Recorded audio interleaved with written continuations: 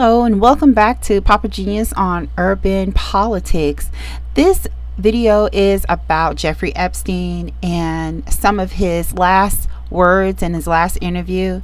You know, he reminds me so much of someone trying to be like Niccolo Machiavelli.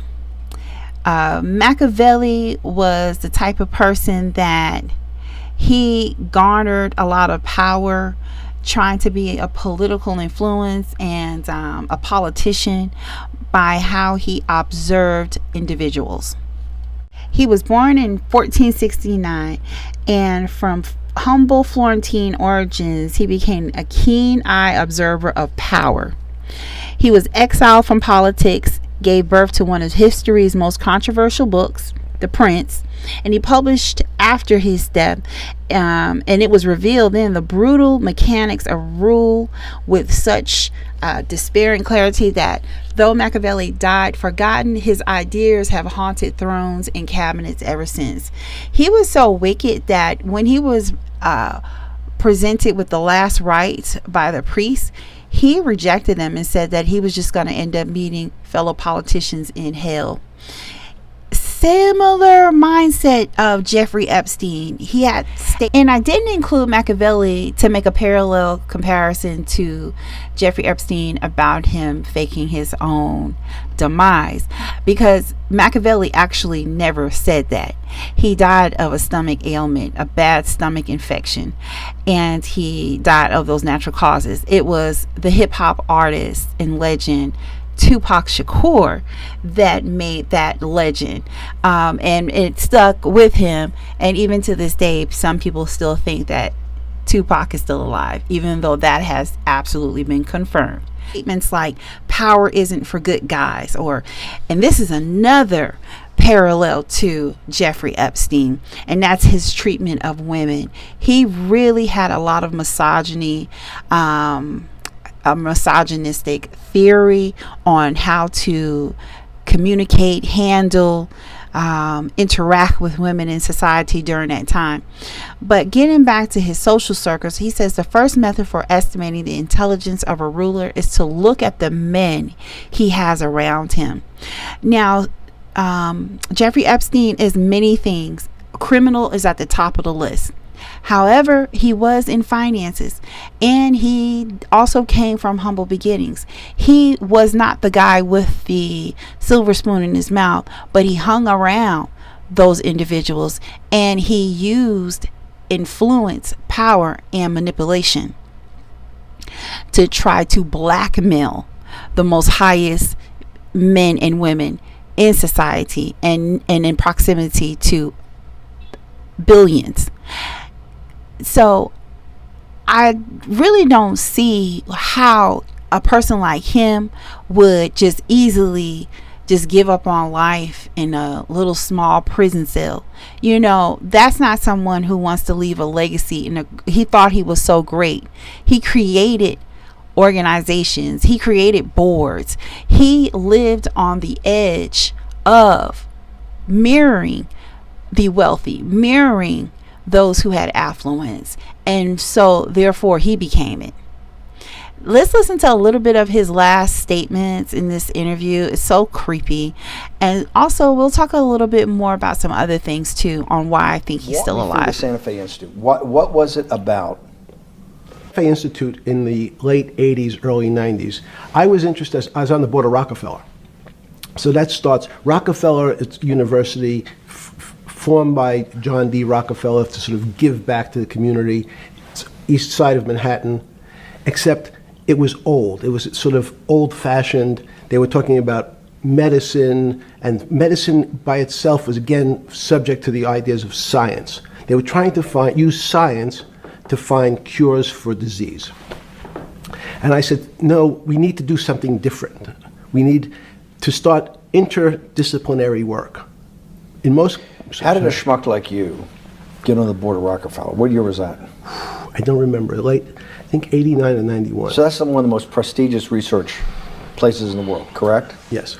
Okay, how did a guy like you get on the board of a blue blood, internationally known,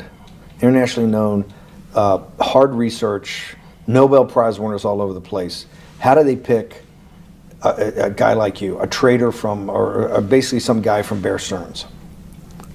Good question. So I was asked to be on the board of Rockefeller, and I think it was, I was on the board of Rockefeller. There was a money manager who said, Rockefeller needs someone with financial expertise because the university is growing. This man was very resourceful with who he approximated himself to, and he picked up their mannerisms. He even picked up the way of the behaviors of a wealthy person, and he got his footing through the financial door of Wall Street and finances. And this is where a lot of them are at. Once he was deemed as no longer alive, there were sightings of him in around his ranch in Mexico. This man had been convicted for a long time. He was going to have a very lengthy sentence, and he was not going to allow himself to just sit and rot, not with that punch power. And that's the reason why I can't imagine if Ghislaine Maxwell herself was able to stay away from being detained from authorities with her resources for as long as she did. What on God's green earth would make you think that he wouldn't have an even better outlet? Even the letter he wrote to the gymnastics coach that was convicted, and he wrote that letter saying that that was the end for him. I don't believe it. I don't buy it.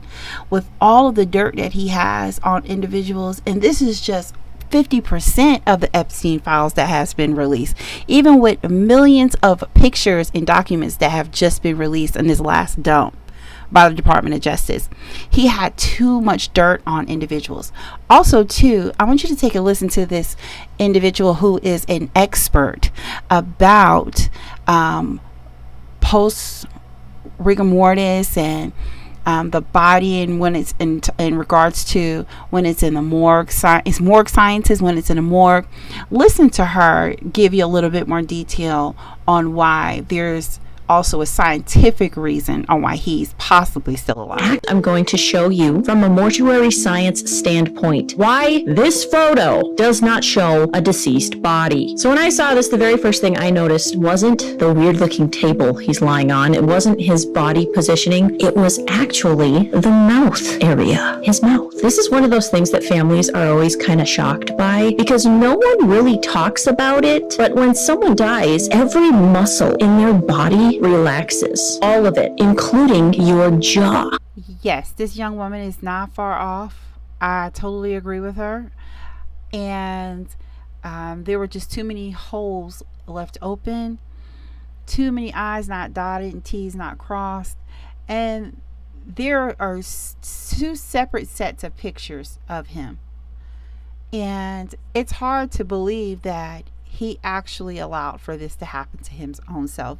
And even the way that the proximity and the height of how much tension you really need, even though he had a lot of material tied, you still need a certain height to be able to cause the asphyxiation to happen so much that it would actually unend yourself. You know, it would damage your neck and your vertebrae. So it just doesn't make sense to me at all. I don't believe he committed suicide. I spent time with Jeffrey, and he's an egotistical maniac. Haley Robson is one of the women recruited by Jeffrey Epstein for sex. She was 16 years old, a high school student at the time, when she first met the man who would be accused of trafficking. It was a room inside of his master bedroom, and there was a steam shower, a steam room, and he came out in a towel. She doesn't believe Epstein, who was found dead in his New York jail cell in 2019, died by it. I don't think he's the type of person that's capable of doing something like that, because he does think of himself so highly and that he can just buy his way out. Contain a viral 4chan post from an anonymous individual who claims they witnessed seeing Epstein wheelchaired out of his cell on the night he passed away. Here's the 4chan post, and as you can see, it was uploaded the morning Epstein passed away. It says, "Not saying anything after this. Please don't try to dox me, but last night after the 4:15 count, they took him medical in a wheelchair, front cuffed, but not one triage nurse said they spoke to him." Next thing we know, a trip van shows up. "We do not do releases on the weekends unless a judge orders it." Next thing we know, he's put in a single man cell himself. Here's the thing, the trip van did not sign in, and we did not record the plate number, and a guy in a green dress military outfit was in the back of the van according to the tower guy who let him through the gate. You guys, I am shaking right now, but I think they might have switched him out. Now take a look at the numbers up top right there. As you can see, the exact same post, word for word, was uploaded with the Epstein files. The numbers right there are the exact same as well. The SDNY took this post very seriously. They opened up an investigation to find out who the guy was that made it a day after it was posted. He's been identified as Roberto Grijalva, an MCC officer who worked at the jail Epstein passed away in. His name was revealed in his banking records as part of the SDNY's grand jury filing. His name also appears in other Epstein files involving interviews relating to this prison, but it's been confirmed he worked there when Epstein passed away. Be shocked to learn that Jeffrey Epstein didn't. No. I mean, how many Jeffrey Epstein type people are out there? Well, that's right. That's the real question. You mean people who've been killed, or people who are using sex as a blackmail tool? That. Yep. And then who's pulling the strings on that? Any guesses? Well, Ghislaine Maxwell has a lot of ties to the Mossad. Yep. That would make sense. I mean, Jeffrey didn't seem to get some of the appointments he was given in prominence based on merit. Somebody was putting him in the right I'm going spot. to say this only once, take it or leave it. Drop it or leave it alone. Jeffrey Epstein is not dead. And these are just some more evidentiary details on the investigation that was done by the FBI, and how there were too many unended moments and lapses of time of staff going in and out of his cell before and after what the said event was that occurred. It gave him enough time to be whisked off by, I don't know, the agents that he formerly and probably still work for in Israel. Many people say he's in Israel right now, and that doesn't surprise me because Israel has a policy where they have like a pipeline, a secret underground pipeline that funnels former rabbis, allegedly former rabbis that have been convicted of SA and child SA abuse. It's like this pipeline for them to be able to come to Israel and live out their life freely without having to worry about being incarcerated in the United States. What other place could someone that fits that same description go to? A CBS News investigation has uncovered a loophole that allows accused and convicted American pedophiles to escape justice by moving to Israel. So Ian Lee has been following this for more than a year, and he traveled to Israel for this investigation. He worked with a group that tracks people accused of sex crimes, which estimates dozens of Americans have used this loophole. So, he's 6'2". We are on a stakeout looking for this man, Jimmy Julius Caro, 48 years old and wanted on charges of sexually assaulting a 9-year-old girl in Oregon back in 2000 and a 5-year-old girl in Israel in 2001. He's considered dangerous. But these photos are a few years old, so we don't know if he'll look the same. He remains elusive. Previous attempts to capture him have failed. Obviously, the fear that he would somehow figure out that anyone's looking for him and bolt. He just called his number. Shauna Aronson got a tip that Caro's expected at this clinic near Tel Aviv. Who's going to call the She's with police, JCW, Jewish Community Watch, an organization that hunts down accused pedophiles who flee to Israel from the U.S., exploiting a process called Law of Return, whereby any Jewish person can move to Israel and automatically gain citizenship. The ease with which pedophiles seem able to use this law as an escape route haunts victims like Mendy Hawk, who says he was abused from age 8 by a teacher at an Orthodox Jewish school in Los Angeles. So your classroom is right here. How does it feel being back? I was very anxious and, stress coming back here, and a lot of memories coming through my mind. Memories of his alleged abuser, Mordechai Yom Tov, who taught him Hebrew studies when he was just 8 years old. So in the beginning, he would just... Why did you feel like you couldn't tell anyone? I was scared. I was ashamed. I just didn't know what people would think of me. Other boys. He served jail time, but when he was released, he violated his probation and, according to JCW, fled to Israel with help from individuals within the Orthodox Jewish community. JCW tracked Yom Tov down and confronted him with a hidden camera in Jerusalem, where he admitted to illegally fleeing the United States with help and using a fake passport to enter Israel. I was supposed to stay. Tell CBS News, Yom Tov's case isn't uncommon in the Orthodox community. The same thing that's going on in the Catholic Church right now around the world, the exact same thing happens in our community.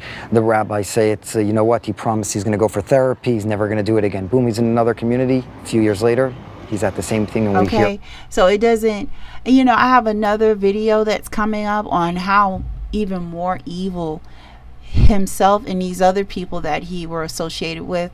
These people are wicked and evil. That go and look at my video, Ball Administration.